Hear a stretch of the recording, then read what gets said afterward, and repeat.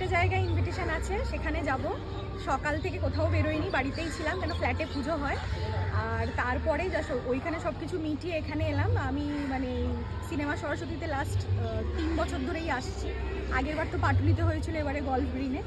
তাই এলাম, একবার এখানে আসতেই হয়, অনেক চেনা মানুষের সাথে দেখা হয়, বন্ধু বান্ধবের সাথে।